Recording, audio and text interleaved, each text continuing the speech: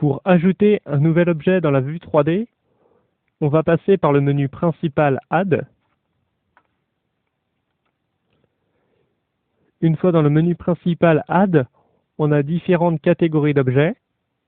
Donc par exemple, les objets géométriques dans la catégorie Mesh, où on retrouve le cube.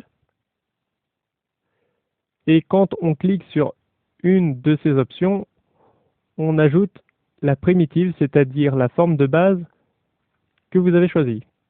Donc là, si je clique sur Plane, je viens d'ajouter un plan à l'endroit du curseur. Alors forcément, comme je n'avais pas bougé le curseur à l'origine, il se confond avec le cube, mais si je déplace avec la touche G et que je valide, donc vous voyez, on a bien un plan qui a été ajouté. Maintenant, si je déplace le curseur avec clic gauche simplement, je peux aussi accéder au menu Add avec la combinaison Shift A, comme Add, Shift A, et on retrouve le menu Add. Donc même chose, si je sélectionne par exemple Cube, j'ajoute un autre cube à l'endroit du curseur 3D. Pour supprimer un ou plusieurs objets, on sélectionne l'objet en question, par exemple le plan ici, et pour le supprimer, je vais faire soit Supr, soit X. Donc si j'appuie sur Supr, j'insiste bien Supr, pas la touche retour, suppression, j'ai ici un menu de confirmation, et si je confirme avec clic gauche, ça active l'effacement.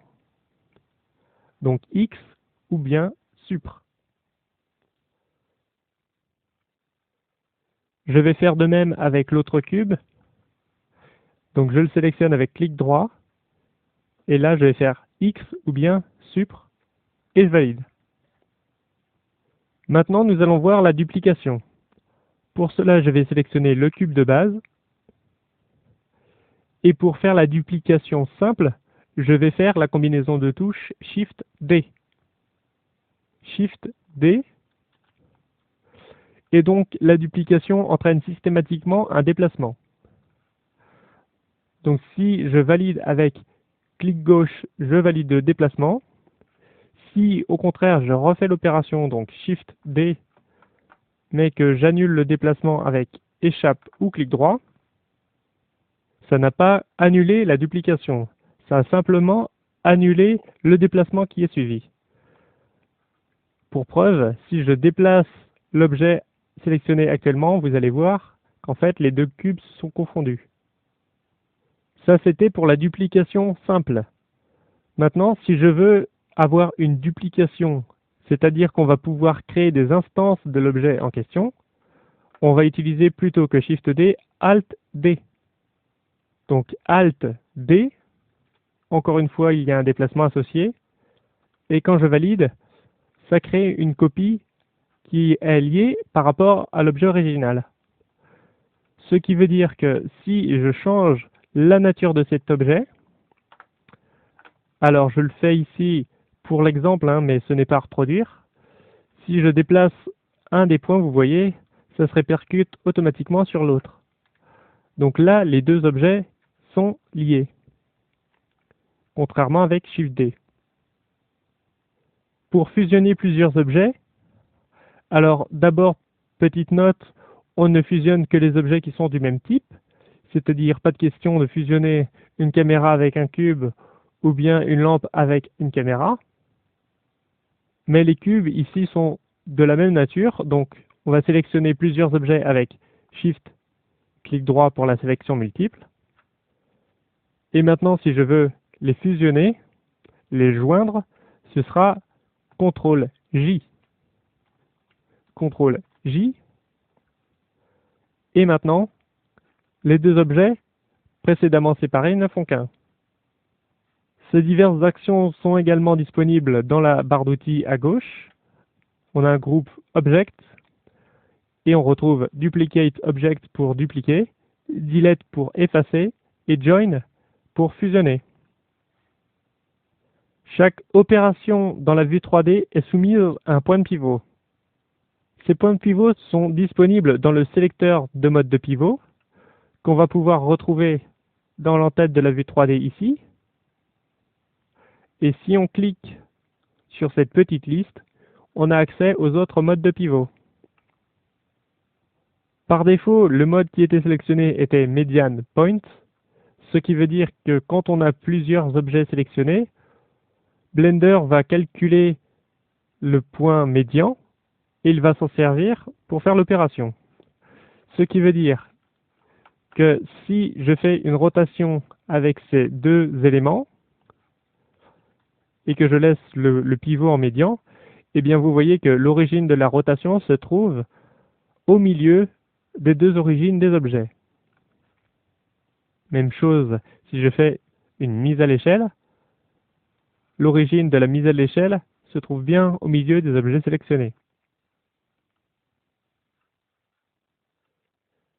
Si on change le mode de pivot, alors le mode de pivot tout en haut, Active Element, permet d'utiliser l'objet actif comme point de pivot. Donc là, si je fais toujours la même chose, la rotation, eh bien vous allez voir que la rotation va s'opérer depuis le dernier objet sélectionné, qui est l'objet actif. Si je fais une rotation toujours, la rotation s'opère depuis le dernier objet sélectionné. Autre mode, Individual Origins. Ce mode permet de faire les opérations individuellement depuis chaque point de chaque origine des objets. Donc là, avec le mode Individual Origins, si je fais une rotation, eh bien, elle va s'opérer depuis chaque origine de chaque objet.